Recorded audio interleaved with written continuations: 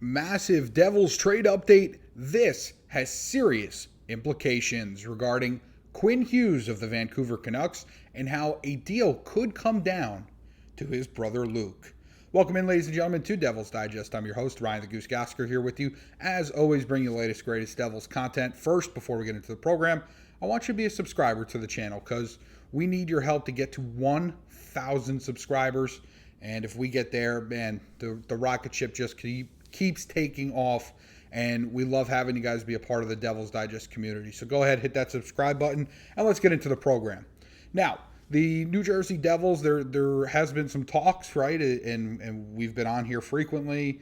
You know, we're post-draft, first buzz of free agency. So now we're here as we're getting into the middle of July, and you're thinking, what's next for New Jersey? Because as I've mentioned, and I've said it, I maybe almost every video this offseason, this team doesn't look different enough, right? Based on what the GM had told us was going to be the expectation. So that means the Devils are looking, keyword looking, to make a massive deal somewhere else. We've talked about potentially a Jason Robertson, Dougie Hamilton.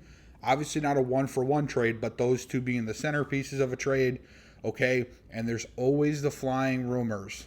Is Quinn Hughes going to be a Devil? And as soon as the Devils lock up Luke long-term, the question becomes when Quinn will be coming to New Jersey, not if. So I want to get into it because I did see something very, very interesting. And, going back, and this kind of all, Jim Rutherford was the one that basically opened everybody's eyes and said, basically that the brothers want to play together, which we probably could have figured out on our own, but to hear it straight from a general manager who has one of the active brothers, it's not like Utah said, like, hey, we're hearing Quinn Hughes wants to play with his brother. This is the guy that asked to sign the check for Quinn Hughes every time. He's the one that deals with Quinn on a day-to-day basis, comes out and just says Quinn wants to play with his brothers. Obviously, whichever team has two has the leverage to get the third. That's just kind of how it's kind of like Monopoly, right? When you get two of the avenues or the properties, it's much easier to acquire the third than if you have one. So it's interesting, and Rutherford said it may not boil down to money with Quinn. That's not a good sign either for Vancouver, right?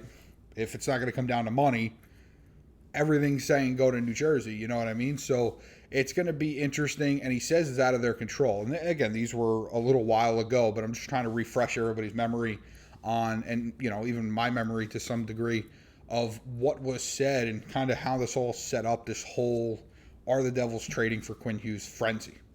Now, as of late, this was a recent segment on NHL Network, they were talking about the Devils' top priority.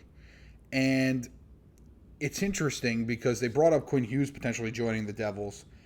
And I find it interesting what Mike Johnson said here. If you're Luke, you'll say, I'll take 4 years and I'll take $28 million. And then you're back to it. Your brother is going to be on the team too. Very likely the other brother, Quinn, is 2 years away from becoming a free agent. He might be coming as well. So I now propose that to you in Devils Nation. What are your thoughts on that? What do you like the thoughts of that concept? Please leave us a comment. What are your thoughts? What if Luke Hughes does take a 4-year, $28 million contract, 7 AAV, right? But it's only 4 years, and it again 7 AAV. Considering some of the upper echelon numbers that we've heard, in the $9.5 million range. Would you sign up for this? If you're Luke Hughes, would you sign up for this? Right? Because, and that then creates a whole interesting dynamic because in 4 years, I want to say Jack has a year left or 2 years left. So you'd get, 2 years from now, you get Quinn. If Quinn is not traded, two years till he's a free agent. Then 2 years after that, Luke's a free agent. And then a year or two after that, Jack's a free agent. And they would all be cashing in on what we would presume, if their careers stay on the path that they are, would be cashing in on massive, massive contracts. In theory, with New Jersey. Because as I said, if you get two, you have the inside track to get three. It's much easier to get three than if you have one trying to acquire the other two. The Devils would, I can't even fathom if the Devils ever entertain trading Jack Hughes. Okay, I know we have some guys that think Jack's soft, and he is injury prone, right? I think the last few years have kind of showed us that, but his skill set when he's on the ice, Devils can't really afford to even entertain, trading a guy like that. So there's no way for Vancouver. The only way Vancouver could get two is by getting Luke, and it seems like the Devils are going to lock him up. Now, I think Johnson here maybe on cloud nine in terms of the 4-year, $28 million. Maybe he's on like Pluto or something. Because again, all the reports that we've heard are 8, 8.5, 9, 9.5. So at least $1 million more AAV than what he's saying, and a few more years. If you're the Devils, you can't, right? I believe the CBA, when it goes into effect, the new one is going to include that the maximum years on a contract can be 7. So if you're the Devils, you're probably trying to get him locked in for 8, right? I mean, you want as many years of Luke Hughes as you can get. We'll see what the price tag comes. But I think this is very interesting. I read these comments very interestingly, right? If Luke is able to, take a hometown discount, I think is the best phrase for it, right? Because that's kind of what it would be.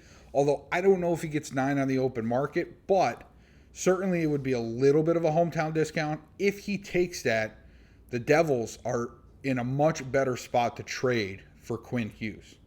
Now, what they would have to give up, that's a whole different, you're talking, I would imagine it would have to be like Dougie, Mercer, Nemec or Casey, and what? And what else more? Leave us a comment. What do you think? And I find it very interesting. This whole Quinn Hughes thing is going to get very interesting, right? Because the other part of this is it's not necessarily as simple as he's going into the last year of his contract. They're going to lose him next year. They need to trade him for something, right? So they can't just dump him because they have him for 2 years. That's important, right? I mean, I would be willing to give up a big piece, especially if you're a contending team.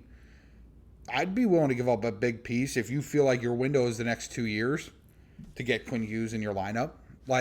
And again, maybe he leaves in 2 years. That's fine, if you're able to capitalize on the opportunity. So I want to know what you think. Leave us a comment, multiple comments, doesn't matter. You guys have been very active lately. I appreciate it.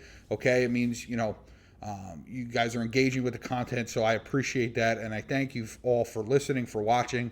And Luke, if you're watching, maybe 4 years, $28 million ain't that bad. So we'll see. We'll see. I can't imagine it's that low of a contract, but you just never know with this stuff. And look at the contract that got Jack on, right? 8 by 8 or 8.5, something like that. And he's far exceeded that contract 2-3 years in.